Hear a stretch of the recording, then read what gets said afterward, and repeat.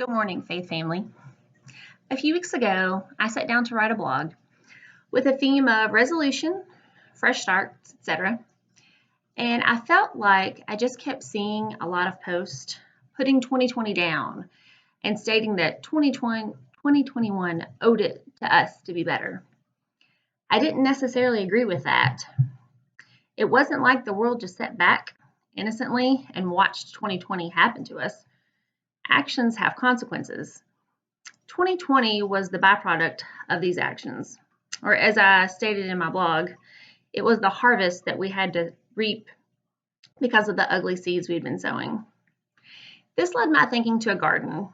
One of my highlights of 2020 was planting and working in a garden with our family and some of our friends. Much like planting seeds, I believe if you put good in the world, then you're going to be on the lookout for good, and good will come back to you. But unfortunately, it's the same with ugliness, nastiness, bitterness. If you go out looking for the bad or a fight, you're going to find it or create it or pick it. This state we are in, this divide and the culture of I'm right, you're wrong, so therefore worthless and stupid, it's not a side effect of a pandemic. It's been building for years. I just felt like it really exploded this year.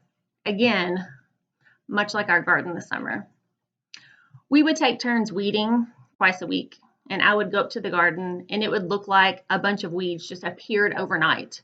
But once I got down in the dirt and started trying to pull them, their roots were deep, big, thick, deep roots that would not give up the soil.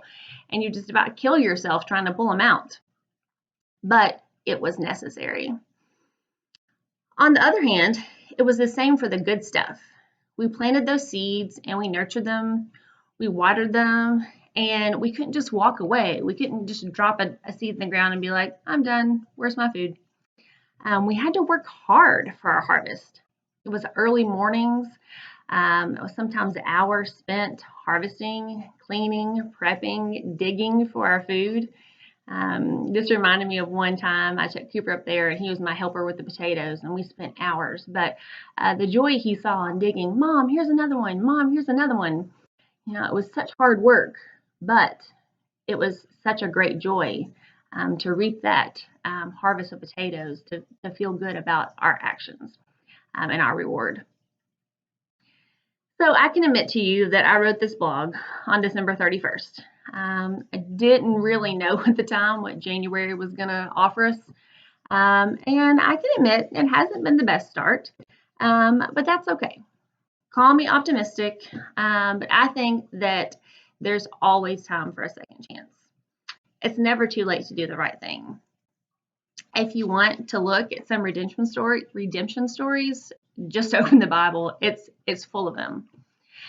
And just like God never gave up on his people, I haven't quite given up on 2021 just yet. I often use the analogy or metaphor with my students that if someone gave you $365 and you lost 20 of it, you wouldn't just throw the other 345 away or set it on fire, throw it out the window. That would be silly. You would probably be bummed that you lost 20, but then think, gosh, I still have 345 left. I better take good care of this. That's our year. We have 345 more days left of this year. But now's the time to prep. It's our time to plan. It's our time to work hard and to act. What type of seeds are we going to be planting this year? How are we going to work hard to help them grow? It's up to us, and I know we can do it.